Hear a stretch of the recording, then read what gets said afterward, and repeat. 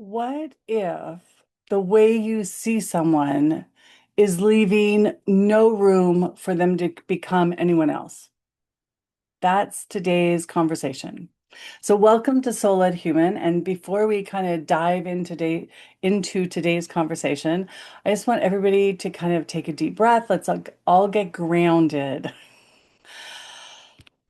A deep breath in. Fill your tummy and your chest, hold at the top, and then sigh. All the way out. And that audible noise we make slides us from our thinking into our heart. And that's where we want to be today. So if you didn't quite get through the first one, and we've landed. Okay, so welcome to Solid Human.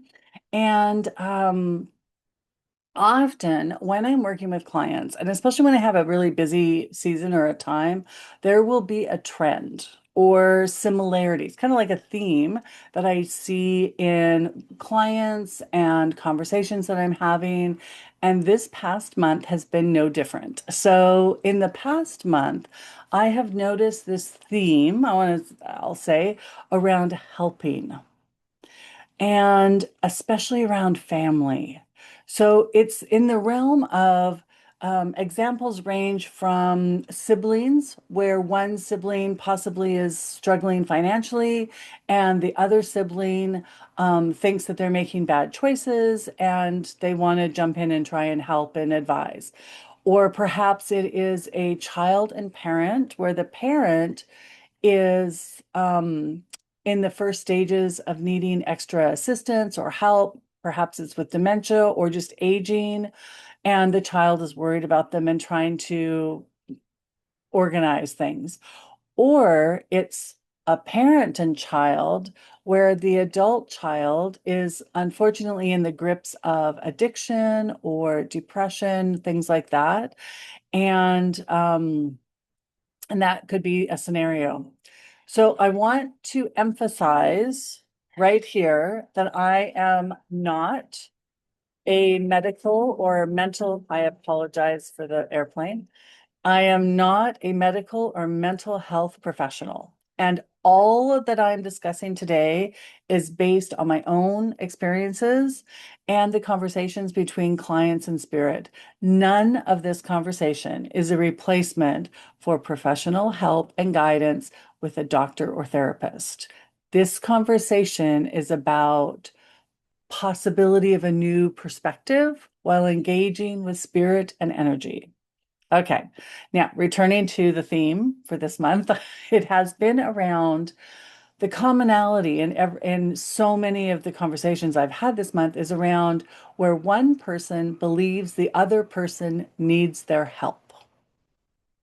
Got that? Okay. So I am going to make up a scenario today that incorporates several discussions from the past month. This is not a direct story from any one client. Okay.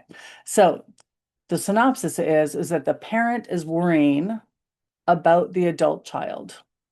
So this child could either be having depression or perhaps addiction. The struggle is real, and we are not discounting that in any way. Earth and human, it can be a rough ride, and we are not discounting that. Spirit never says that it's easy. Never.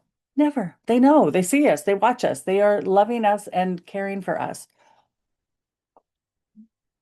And now, and yet, when we see someone as the struggle that is occurring, we bind them to that struggle. We bind them with that energy of the struggle. And when that occurs, there is no room for expansion beyond that limitation. Does that make sense? So when I hold someone as broken or lost or incapable, or perhaps I believe that they are making terrible choices, that they need me or someone else to help them, to save them. What happens is every interaction then starts by passing through that filter or that lens. And what happens is I anticipate the next problem. I watch for evidence. I respond to who I believe they are rather than leaving much room for who they might become or even who they are now since 2 weeks ago. We know even for ourselves that sometimes an aha moment can completely shift who you are in a very short amount of time.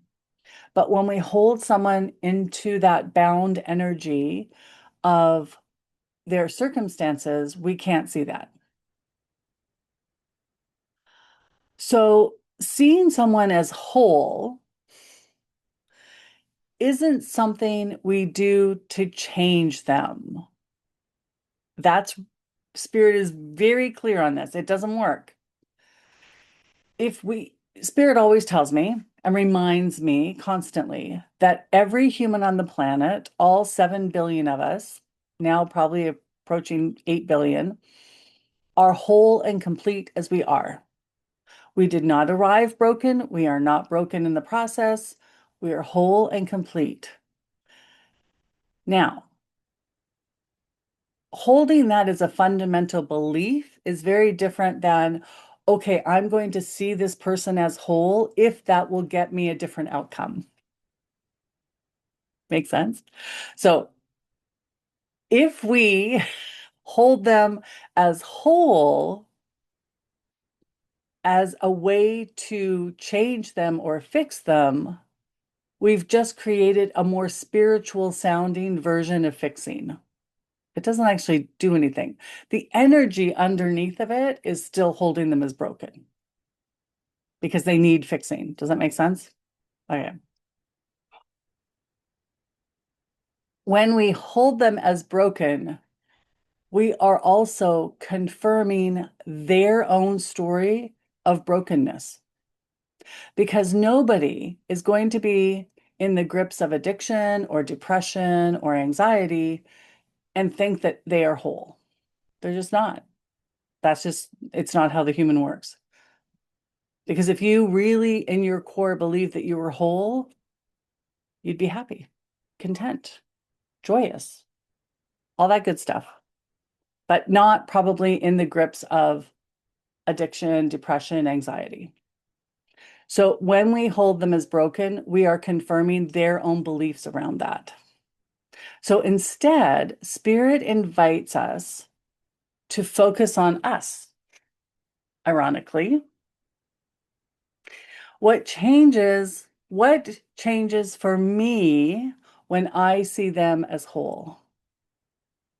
And suddenly, this is very different. This is a very different energy because the first shift is about us, not about them. And the image that I get is kind of like the tractor beams in old Star Trek TV. Like they would hold a ship in its tractor beams. Well, we have been holding this person in our tractor beam of energy, and suddenly now we're like, oh, so what is possible? What could be different when I focus on myself?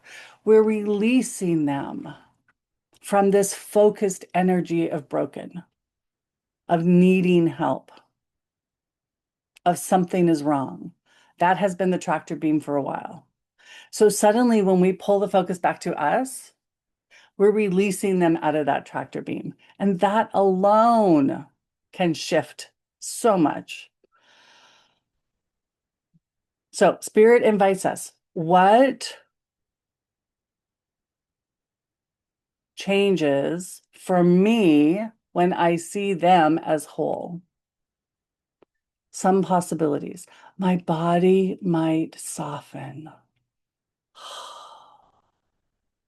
My need to control might ease up a little bit. Perhaps I might listen to them differently. I might stop giving unsolicited advice. I may have clear boundaries because I'm no longer confusing love and rescuing.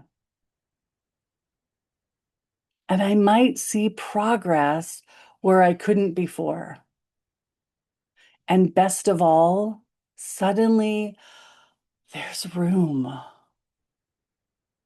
There's a bit of an ease to it. Now, let me be clear. Wholeness does not mean I like the circumstances. It means I don't make the circumstances evidence that something is wrong with you. Let me repeat that. This is very important. Wholeness doesn't mean I like the circumstances. It means I don't make the circumstances evidence that something is wrong with you. Let's be clear. The circumstances and who they are as a human being are different. Now, why does Spirit invite us to try on this new perspective shift? Why did Spirit bring these things through in readings, in conversations with clients? Number one, the brain. So we have this mechanism in our brain called the reticular activating system. And if you've been around for a while, you've heard me talk about it before. So our brain is designed with this mechanism to match things. We find things that match because there are millions of bits of information around us in any moment. Like just even now sitting in my room, there's a fan, there's all the things on my desk, on the bookcase. Is all the information outside of my window that I'm looking at that is occurring. There are noises, there are sounds, there are smells, there are textures, there are things that I am watching, birds and planes and other people. Millions of bits of information that we have to process. And your brain needs to know which ones to keep on the conscious level and which ones to file. This is the reticular activating system is how it does that. It looks for things that match. So if you are holding someone in their brokenness or in their circumstances as evidence of what they need, then your brain will find evidence for that. Always, always. If the belief is my sibling makes really bad choices, then you will never or rarely have evidence that they made the right choice somewhere. You just won't even notice it. It'll occur, but you won't notice it because it doesn't match. So spirit knows that this is how we work as a human. So it is inviting a perspective shift so that we might come up with something new for our brain to match up to. Okay, number two, the energy lens. So when we hold someone as their problem, we bring that expectation into all aspects of our relationship. So we are a radio tower. You've heard me say before. We are an electromagnetic being. We are sending out vibes 24/7. When we think of someone, we are holding and we will automatically shift the energy to what we're thinking about them. So our energy shifts with our thoughts and our feelings and our emotions. And as your energy shifts, you're then sending out that vibe to that person. It's kind of like when you walk into a room and it feels really tense. You just like, oh, something weird happened before I got here. Or when you're around a particular person and every time you're near them, you just feel like so relaxed or so safe that they're sending out vibes. So we are sending out vibes 24/7 and other people are picking up on them. These vibes are not limited to proximity. The person doesn't have to be in the same room with you to feel you thinking about them. It's kind of like how you thought of Stephen, hadn't thought about him in months, and all of a sudden he popped into your head today and then he called. That's those vibes. He was thinking about you. You picked up on the vibe that he was thinking about you, and then he called. So we're sending out vibes all the time. The other person, when we think about them, is going to pick up on those vibes. We are then sending that energy to that circumstance. My example is always that's why the war on drugs doesn't work, because we're adding anger and frustration and fear to the circumstance of drugs. Okay. So, yeah. Other people feel the energy we bring to the relationship, and we can confirm their own feelings of unworthiness or brokenness. So, eh, like, oh, I always, no, I'm not, you know what? I'm not confident. I'm very anxious that I'm going to make a mistake. And yes, every time this person is around me, I just feel like I'm destined to flub up. Like I'm going to fuck it up somewhere, right? That's that feeling because this person is holding you in their vibe of you mess up. Okay. So what is it? When I stop holding you inside my expectation of who you are, I then create room for myself to experience more of who you are. Let me say that again because that's important too. When I stop holding you inside my expectation of who you are, that tractor beam of energy, I create room for myself to experience more of who you are. I am suddenly open to seeing what is occurring in the moment rather than holding on to what happened yesterday or last year or 5 years ago. This week's living question out of this conversation: what changes for me when I see them as whole? What changes for me when I see them as whole? So, a beautiful example that did occur this month is that I had a parent whose adult child, their temper, their resistance, and their breakdowns were seen by the parent as pushing her away. So every time the child is definitely in the grips of an addiction, but when the adult child would have a meltdown and yell and flail at the parent thought that she was doing a bad job, that the parent was doing a horrible job, that she was a bad parent, that this was evidence that her daughter was definitely broken, their relationship was beyond repair, and that she should probably just stay away because she didn't feel like she was doing any help at all. Now, when we had this conversation about energy and what would it look like if they were whole, she had this breakthrough, this thought popped into her head that, well, wait a minute, what if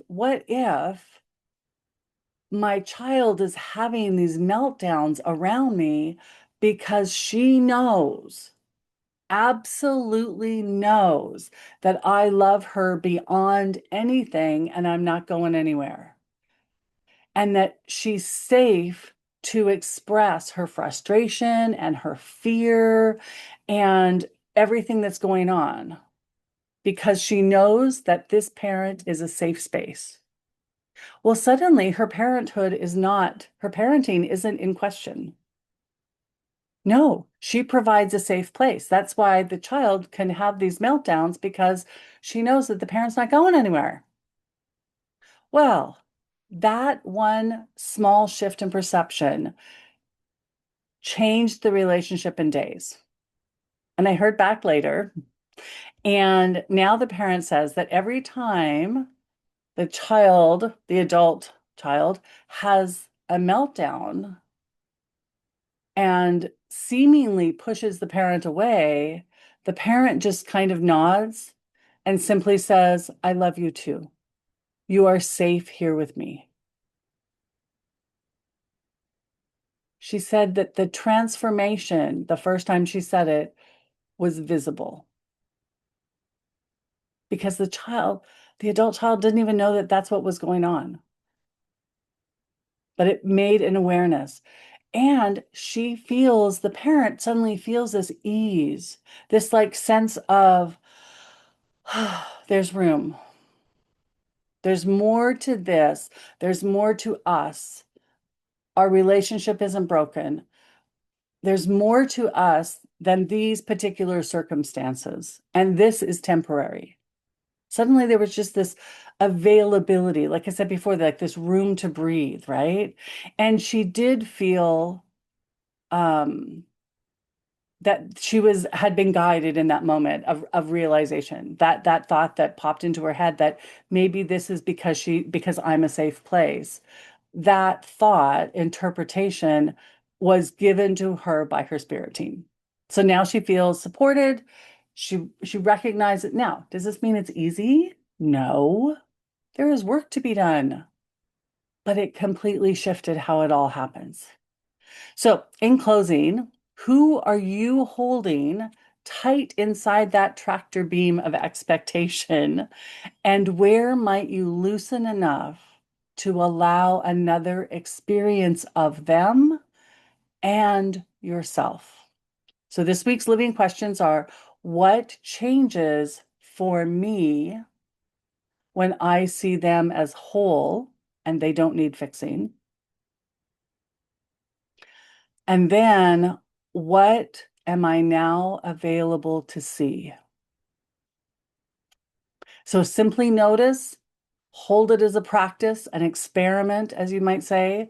Don't judge yourself for judging because we are humans and it takes practice to break a long habitual habit of thought, right? So ask for guidance from your spirit team and theirs, and notice what occurs. So if you like this type of conversations, please be sure to subscribe and hit the notification bell. So every time I get around to putting out a video, you will be notified. And if there was anything that came through as an aha or an epiphany, or something occurs this week as you ask these living questions, be sure to leave a comment so that this video gets put out to more people. Thanks, guys, and we love you. Mwah.